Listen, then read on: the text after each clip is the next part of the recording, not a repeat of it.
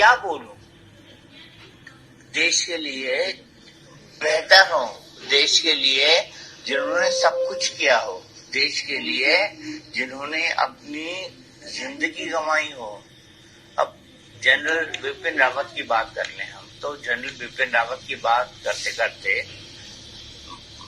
मेरे दिमाग से जितनी बार मैं उनसे मिला हूं, उसका जो सेंटिमेंट है ना, वो मेरे दिमाग से नहीं निकल रहा।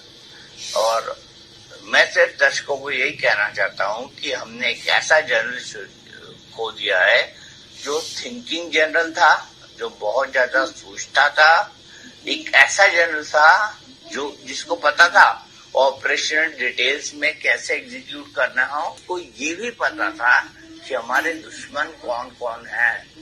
तो जब जनरल बिपिन रावत की बात होती है तो मेरे दिमाग में यही 3-4 चीजें आती हैं।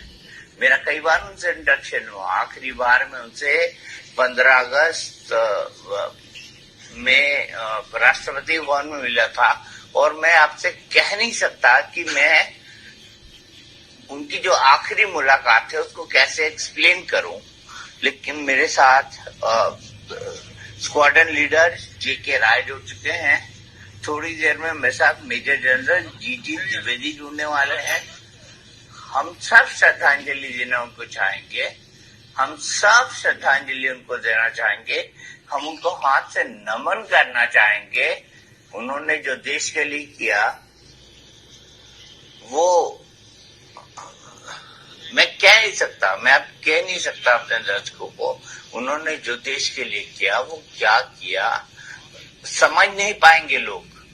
लेकिन जो सर्जिकल स्ट्राइक हुई, जो एयर स्ट्राइक हुई, जो गलवान में हुआ, उस सब के फोर फ्रंट पे जनरल वीपी सिंह थे। वो जानते थे